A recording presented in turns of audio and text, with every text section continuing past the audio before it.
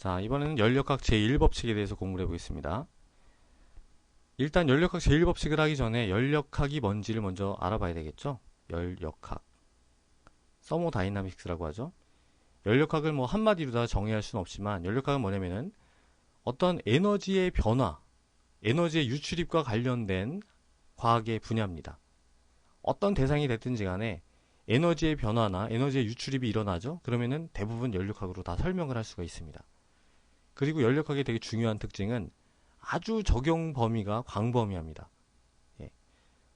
너무너무 근본적인 학문이기 때문에 모든 대상에 다 적용이 가능해요. 예를 들면은 뭐 물리적인 변화에도 가능하고요. 물리적인 변화에 있어서 에너지 유출입 가능합니다. 그 다음에 화학 반응에 대해서도 에너지 유출입이랑 관련된 현상 다 설명을 할 수 있죠. 그리고 생명 현상도 다 할 수가 있어요. 그 다음에 어떤 지구 같은 이런 천체도 가능하고요. 심지어는 우주에도 적용을 할 수가 있습니다. 그런 식으로 굉장히 광범위한 아주 근본적인 물리의 분야예요. 그런데 당연한 얘기일 수도 있지만 이렇게 근본적이라는 것은 이 연력학이 기반하고 있는 기본 가정이 적다는 거죠. 그죠? 만약에 얘가 여러 가정에 기초하고 있다면 그 가정 중에 하나만 잘못돼도 연력학은 잘못된 거잖아요. 근데 연력학은 단 3개의 법칙에 기초를 하고 있습니다. 이제 엄밀하게 말하면은 영법칙이라는 네 번째 게 있어요. 근데 별로 중요하지 않습니다. 연력학의 연력학에서 유도되는 모든 법칙들은 전부 이 3가지 법칙에서 유도가 되는데 연력학 제1법칙, 연력학 제2법칙, 연력학 제3법칙입니다. 자, 연력학 1법칙은 우리가 이따 공부를 하겠지만 에너지 보존 법칙이에요. 우주의 에너지는 값이 변하지 않는다. 생기거나 없어지지 않는다. 그게 연력학 제1법칙의 표현입니다. 그 다음에 연력학 제2법칙은 뭐냐면은 자발적 과정에 의해서는 우주의 무질서도가 증가한다 이거예요. 모든 자발적 과정은 우주의 무질서도를 증가시킨다. 그게 바로 연력학 제2법칙의 표현입니다. 연력학 3법칙은 별로 중요하진 않아요. 상대적으로.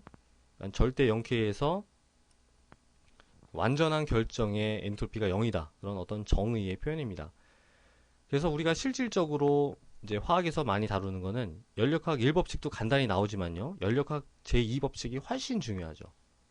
연력학 제2법칙이 훨씬 중요합니다. 얘는 어디서 등장을 하냐면 우리가 일반학에서 구조랑 변화 파트 얘기했었죠. 이 변화 파트는 거의 다 연력학 제2법칙하고 관련이 있다고 생각을 하시면 됩니다.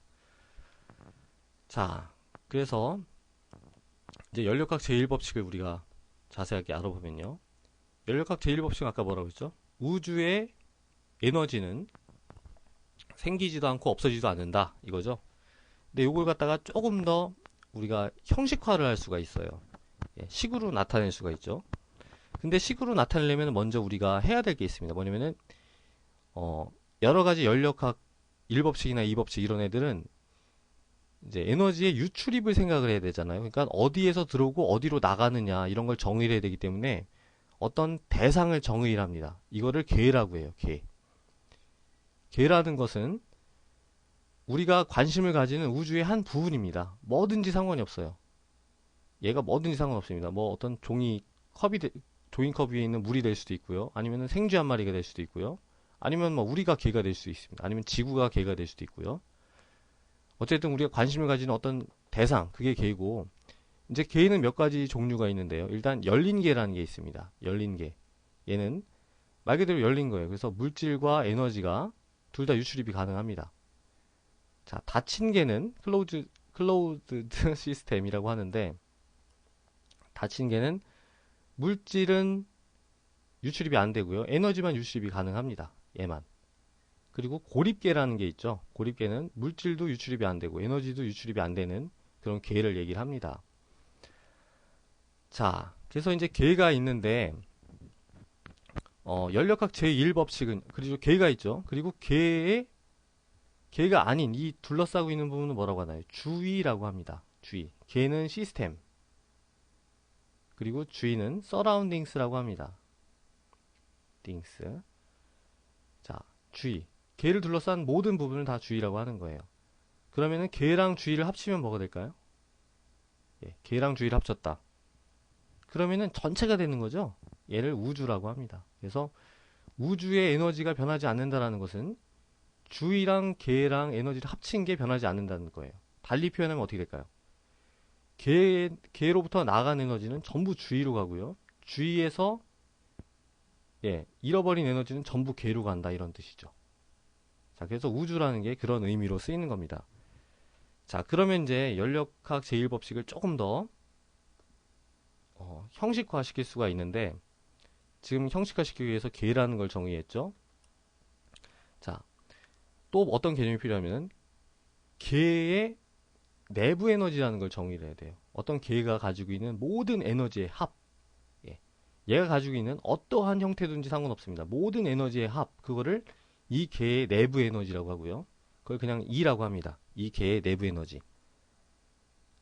자, 근데 이 내부 에너지는 우리가 측정을 할 수가 없어요. 측정을 할 수 없어요, 이건. 왜냐면은 너무나 많은 상호작용이 있고요. 이 개 안에는. 그리고 정작 중요한 것은 이 안에 있는 이 물질 자체가 어마어마한 에너지입니다. 에너지 그 자체죠. 이 안에 있는 이 질량. 질량 자체는 어마어마한 에너지죠. 질량 어떻게 계산할 수 있습니까? E는 mc 제곱으로 계산할 수 있죠. 어마어마한 에너지가 계산이 돼요. 계산을 해보면은. 그래서 뭐 실제로 이 안에 얘네들이 가지고 있는 화학적 에너지나 뭐 운동 에너지, 열 에너지 이런 거는 전체 얘네들이 가지고 있는 질량이 가진 에너지에 비하면 뭐 3발의 피의 헤모글로빈도 안 되는 겁니다. 자, 그래서 이제 얘는 우리가 측정할 수 없고 별로 중요하지도 않아요. 알 필요도 없습니다. 우리가 관심을 가지는 것은 바로 개의 내부 에너지의 변화값, 그거를 델타 E라고 표현을 합니다. 델타 E. 델타 E. 자, 이제 이 델타의 의미를 좀 이따가 볼 텐데요. 델타 E라는 것은 델타는 항상 나중 빼기 처음입니다. 그래서 그 개가 가지고 있는 나중 상태의 내부 에너지, 그러니까 파이널이라고 하죠. 파이널, 그냥 우리나라 말로 하죠. 나중 빼기 처음. 처음 가지고 있던, 그러니까 나중에 가지고 있는 내부 에너지에서 처음 가지고 있던 내부 에너지를 뺀 값, 그거를 그 개의 내부 에너지 변화, 델타 E 이렇게 표현합니다. 그래서 델타 E가 만약에 양수다. 그럼 무슨 뜻인가요? 주위로부터 에너지를 받은 거죠. 만약에 델타 E가 음수다. 그러면은 어떤 경로든지 상관없이 에너지를 주위로 잃은 거예요. 자, 이제 이 델타라는 의미를 조금 더 자세하게 봐야 되는데요. 이 델타는 아무데나 붙일 수 있는 개념이 아닙니다. 아무거나 나중 빼기 처음이라고 델타를 쓰는 게 아니에요. 델타라는 것을 붙일 수 있는 거는 항상 상태함수라는 것에만 붙일 수가 있습니다. 상태함수. 자, 상태함수라는 개념도 연력학에서 굉장히 중요하죠. 자, 자세하게 상태함수를 얘기하기 전에 상태함수이면서 되게 중요한 애들 한번 볼까요? 내부 에너지 E도 있고요. 그 다음에 엔탈피, 그 다음에 깁스 프리 에너지, 엔트로피 이런 애들이 다 상태함수입니다.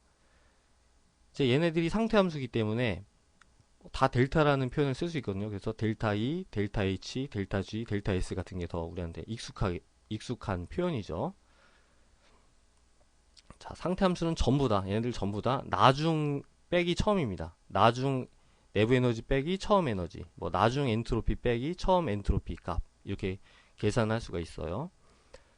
자, 그럼 상태함수라는 건 뭐냐? 상태함수라는 건요, 그 개가 가지고 있는 어떤 성질입니다. 이 개가 가지고 있는 성질 또는 이 개가 가지고 있는 어떤 값인데 그 개의 현재 상태에만 좌우되는 값, 그거를 상태함수라고 해요. 현재 상태에만 좌우가 됩니다. 자, 상태함수는 뭐가 있을까요? 자, 온도로 가죠. 온도는 상태함수일까요? 아닐까요? 온도도 상태함수입니다.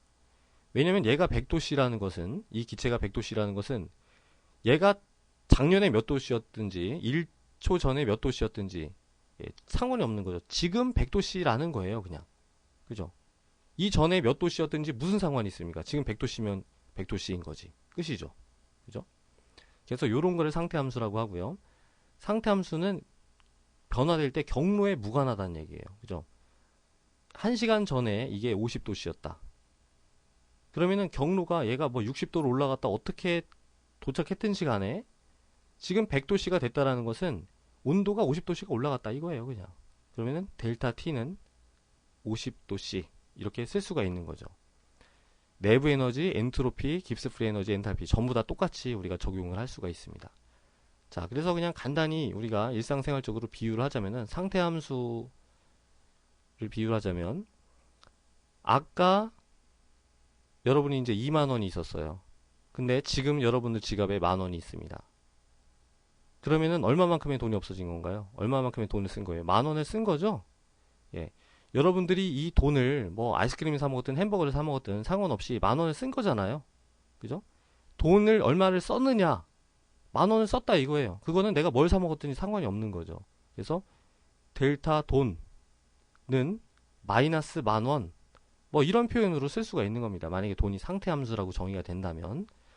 자, 그래서 이제 이 에너지가 상태함수라는 걸 이용해서 또 이따가 이제 엔탈피를 정의를 하고, 그 다음에 엔탈피도 역시 상태함수예요. 그죠? 엔탈피가 상태함수라는 걸 이용해서 헬스의 법칙, 예, 아니면 생성 엔탈피 이런 데에 다 응용을 할 수 있습니다. 굉장히 중요한 거예요. 자, 그럼 이제 이런 기초적인 내용을 바탕으로 해서 연력학 제1법칙을 식으로 한번 표현을 해보겠습니다. 뭐냐면은 델타 E는 Q 플러스 W 이렇게 씁니다. 별거 아니죠. 연력학 제1법칙의 하나의 표현이에요. 델타 E는 아까 말씀드렸듯이 어떤 개가 얻거나 잃은 내부 에너지, 그러니까 얻거나 잃은 에너지의 양을 얘기하죠. 델타 E가 양수라면은 에너지를 받은 거, 델타 E가 음수라면 에너지를 준 겁니다. Q라는 것은요, 그 개가 얻거나 잃은 열 에너지를 얘기하는 거예요. 열의 형태로 얼마만큼의 에너지를 얻거나 잃었느냐, 그게 바로 Q입니다. Q가 양수면은 그 개가 열 에너지를 받은 거예요. 항상 개가 중심이 됩니다. 부호가 굉장히 중요합니다. Q가 양수면 개는 주위로부터 열 에너지를 받은 거고요. Q가 음수면 그 개는 주위로 열을 준 거예요. 그럼 Q가 음수면 발열 반응일까요? 흡열 반응일까요? 어떤 반응에 의해서 Q가 음수다. 그러면은 발열 반응이 되는 거죠. 그죠? 자, W의 부호도 중요한데요. 개가 주위로 일을 하잖아요? 개가 주위로 일을 했다. 어떻게든 일을 했어요. 그러면은 얘는 W는 음수가 됩니다. 반대로 개가 어떤 형태로든 일을 했다. 일루다가 에너지가 전달이 된 거예요. 그러면은 얘는 플러스가 됩니다. 자, 일하면 잘 감이 안 오죠. 근데 아까 뭐라고 그랬나요? 일반 화학에서 일은 우리가 PV work만 생각하면 된다고 그랬죠? 기체가 팽창하면서 하는 일, 그것만 생각을 하면 됩니다. 예를 들어서 지금 여기 피스톤이 이렇게 있어요. 여기 돌멩이가 놓여져 있습니다. 근데 어떤 여러 가지 요인에 의해서 피스톤이 이렇게 올라갔어요. 기체가 팽창한 거죠. 이렇게. 자, 그러면 이 과정에서 여기서 일로 오는 동안 일을 한 걸까요? 일을 받은 걸까요? 일의 부호는 양수일까요? 음수일까요? 자, 이 개를 생각해 보세요. 돌멩이를 들어 올린 거죠? 이 개가 들어 올린 거죠. 그리고 열하고는 상관이 없습니다. 그죠? 얘가 일을 한 거예요. 그러니까 이 개가 주위로 일을 했다라는 것은 W가 음수가 된다는 거죠. 그죠? 반대로 만약에 얘를 확 찍어 눌렀다. 확 찍어 눌렀어요. 제가. 그리고 확 찍어 눌러가지고 이렇게 됐습니다. 그러면은 어떻게 된 거예요? 저는 이제 주위에 속하는 거죠. 이게 개니까. 주위가 이 개한테 일을 한 거예요. 이런 경우에는 W가 양수가 되는 겁니다. 자, 중요한 것은 델타 E는 상태함수였죠. 그래서 델타 E는 처음과 나중의 값에 의해서만 정해졌습니다. 근데 Q랑 W는 어떤가요? Q랑 W는 경로랑 관련이 있어요. 어떤 경로로 에너지가 유출입이 되느냐에 따라서 그게 Q가 많을 수도 있고 W가 많을 수도 있습니다. 그죠? 심지어는 전부 다 Q로도 가능하겠죠. 그죠? 전부 에너지 변화가 열로도 일어날 수 있고요. 전부 일로 일어나긴 힘들어요. 하지만 Q랑 W를 더한 값은 경로랑 무관하지만 Q 자체랑 W 자체는 경로랑 관련이 있습니다. 그래서 우리가 뭐라고 할 수 있나요? 내부 에너지는 상태함수지만 Q, 열이죠. 열과 일, Q랑 W는 상태함수가 아니다. 이렇게 말을 할 수가 있는 겁니다. 그래서 얘는 이렇게 조그만한 소문자로 표현을 합니다. 자, 지금까지 말씀드린 게 이제 연력학 제1법칙이었고요. 요런 연력학 제1법칙을 바탕으로 해서 이제 엔탈피를 정의를 할 수가 있습니다. 그리고 엔탈피를 정의하고 이 내부 에너지랑 엔탈피의 변화, 아니, 내부 에너지랑 엔탈피의 관계, 그걸 우리가 알아볼 수가 있는데요. 뭐가 있나요? 델타 E는 델타 H 마이너스 P 델타 V라는 이 관계죠. 연력학 제일법칙에서 유도가 되고, 이제 요거는 다음 시간에 하겠습니다.